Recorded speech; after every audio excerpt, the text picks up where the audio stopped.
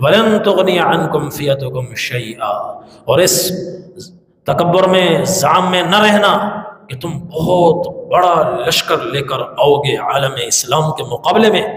وَلَن تُغْنِيَ عَنْكُمْ فِئَتُكُمْ شَيْئًا، تمہارے یہ لشکر تمہارے کسی کام نہیں آئیں گے۔ وَلَوْ كَثُرَتْ، ان کی تعداد کتنی ہی زیادہ کیوں نہ ہو۔ وَأَنَّ اللَّهَ مَعَ الْمُؤْمِنِينَ، اور سن لو اللہ مؤمنین کے ساتھ ہے۔ میں نے کل بیان کیا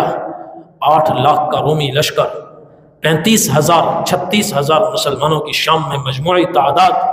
اللہ نے 35-36 ہزار کے ذریعے سے 8 لاکھ کے لشکر کو شکست دی۔ موتا میں مسلمانوں کی تعداد 3,000، کفار کی تعداد، رومیوں کی تعداد جب مقابلے میں تھی وہ 1 لاکھ، اور 1 لاکھ پیچھے ریزرو فوج تھی، 2 لاکھ کی طاقت تھی۔ ان 3,000 کے ذریعے سے اللہ نے 2 لاکھ کو شکست عطا فرمائی۔ یرموک کے معرکوں میں ایک دن ایسا معرکہ تھا جو میں نے کل بیان کیا، ایک طرف صرف 60 تھے، دوسری طرف رومیوں کے 60,000 تھے۔ 60 نے 60,000 کا مقابلہ کیا، صبح سے لے کر مغرب تک کیا، اور اللہ تبارک و تعالیٰ کی عین مغرب سے کچھ پہلے ایسی زبردست مدد اتری کہ ان کے لشکر میں بھگدڑ مچی۔ 5,000 کی لاشیں چھوڑ کر میدان سے بھاگے، اور اللہ نے جو قانون سورہ بقرہ دوسرے پارے کے آخری رکوع میں بیان فرمایا، وَكَم مِّن فِئَةٍ قَلِيلَةٍ غَلَبَتْ فِئَةً كَثِيرَةً بِإِذْنِ اللَّهِ، کہ کتنی مرتبہ زمین و آسمان نے یہ منظر دیکھا ہے، مٹھی بھر جماعت، بڑی سے بڑی طاقتور جماعت کے مقابلے میں غالب آ گئی، اللہ نے اس کو غلبہ عطا فرمایا، فتح عطا فرمائی۔ دیکھنے میں یہ مٹھی بھر ہے، حقیقت میں یہی بڑی ہے۔ مقابلے میں جو بہت بڑی جماعت ہے، دیکھنے میں بہت بڑی ہے، حقیقت میں وہ چھوٹی ہے۔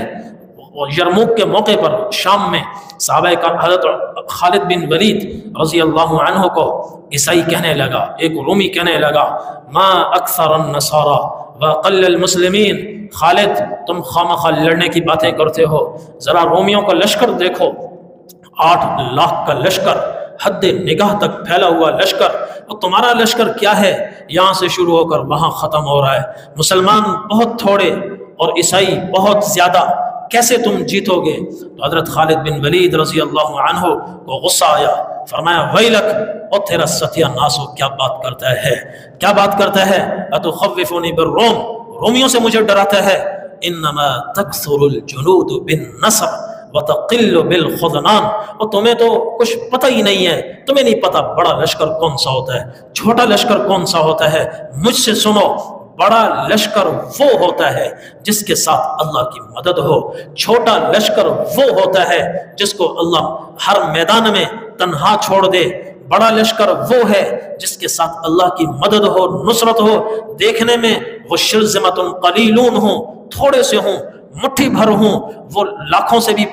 پہ بھی بھاری، کروڑوں پہ بھی بھاری، اور وہ جو لشکر لاکھوں میں ہو، کروڑوں میں ہو، بے حد مالی وسائل، جنگی وسائل سے آراستہ ہو، مسلح ہو، مگر اللہ اس کے ساتھ نہ ہو تو وہ لشکر انتہائی کمزور ہے، وہ چھوٹا لشکر ہے۔ فرمایا